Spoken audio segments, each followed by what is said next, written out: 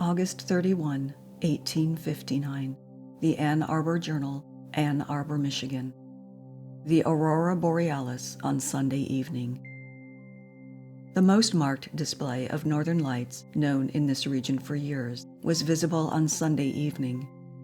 The whole northern sky was luminous with the streamers, which became more visible as the evening advanced, when soon after 9 o'clock they disappeared. The whole sky seemed to be alive with light, which undulated rapidly, with a motion like grass waving in the wind. And the lights at times met at the zenith, and there formed a corona or halo. In the southeast, the sky at times would assume a blood-red color, which would soon change to a most beautiful purple. The sidewalks on some of the streets were lined with persons, all of whom were attentive observers of this phenomenon. Appleton's Cyclopedia, in speaking of the aurora, says that in ancient times the appearances were regarded with great horror, and so late as the great aurora of 1837, the strange light was very generally a source of terror to the ignorant. The inhabitants of the north of Scotland call the streamers of light merry dancers, and the ancient Greeks and Romans regarded their appearance as portentous of great events. On November 13, 1835, the surface of the ground at New Haven, Connecticut, was covered with snow, and in the evening, about 6 o'clock, all things suddenly appeared as if dyed in blood. The entire atmosphere, the surface of the earth, the trees, the tops of the houses, and in short the whole face of nature, were tinged with the same scarlet hue. The alarm of fire was given, and the vigilant firemen were seen parading the streets in their uniform, which, assuming the general tint, seemed in excellent keeping with the panorama.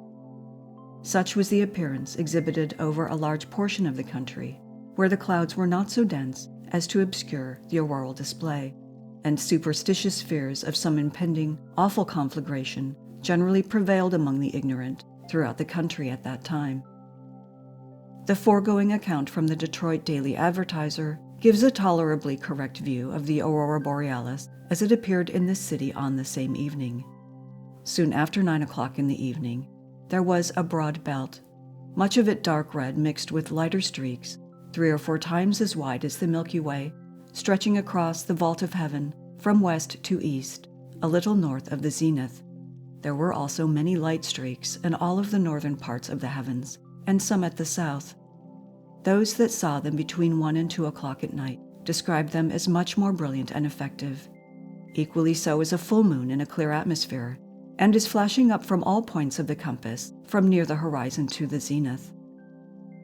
The northern lights are usually confined to the north, northeast, and northwest, and it is very unusual to see them either in the east or west, and almost unprecedented to witness them at the south. They are now generally believed to be caused by electricity and to indicate cold or cool weather. There was a slight frost in some places in the county on Monday morning, and as we had a considerable display of white frost on the morning of July 4th, we can say we have had frost every month during the present year.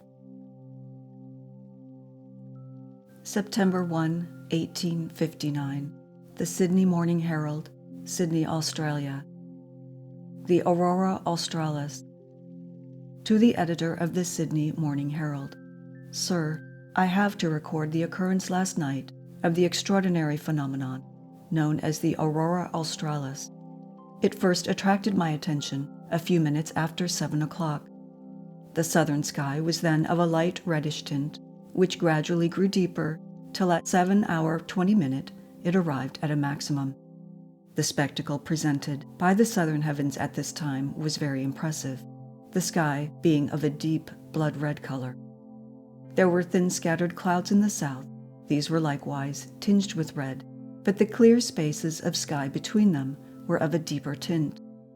I noticed particularly 2 patches of sky, one on each side of the meridian, of a much deeper tint than the surrounding parts. One of these patches occupied that portion of the heavens around the bright star, Achernar, and in that quarter I observed several parallel streaks of pale yellow light extending from the horizon several degrees upwards. The streaks were inclined to the horizon at an angle of about 70 degrees, the acute angle facing the east. The stars appeared as if viewed through a glass of red tint. The phenomenon did not extend more than 50 or 60 degrees above the horizon and was confined to the southern quarter of the heavens. It appeared to have a slow motion eastward. The red tint gradually grew fainter from about 7 hours 30 minutes, but was perceptible for upwards of an hour afterwards. After the phenomenon had quite disappeared, a brightness resembling the twilight was diffused through the southern sky till a few minutes before 10 o'clock, when another display, but of a different character, took place. At this time, several columns of white light presented themselves above the horizon, apparently diverging from a point considerably beneath it. One column in particular, of great brilliancy and beauty, extended perpendicularly from the horizon, stretching at 9 hours 50 minutes, through the constellation Piscis Volans. This column, together with the fainter ones which accompanied it, shifted rapidly westward till 9 hours 55 minutes, when it passed over the bright star Alpha Crucis. The sky during the second display was quite free from clouds, with the exception of a long, narrow band of faint cloud about 2 degrees above the southern horizon. Between 10 and 11 o'clock, a point of the bush horizon, a little east of the south, became illuminated for a short period, but I believe this circumstance to have been quite unconnected with the aurora, and to have proceeded from bushfires, which are now very prevalent. As luminous columns before mentioned moved westward, they gradually changed to a rosy tint, and at length entirely disappeared. The remarkable brightness which succeeded the first display was again observable. I continued to watch the heavens attentively, but did not observe any further display till 12 hours 41 minutes, when 4 perpendicular columns of light became visible a little to the right or westward of the 2 bright stars in the centaur. At first they were of a whitish color, but as they faded away, they changed to a light rosy tint. At 12 hours 50 minutes, a broad but faint column became visible in the same place, but it soon disappeared.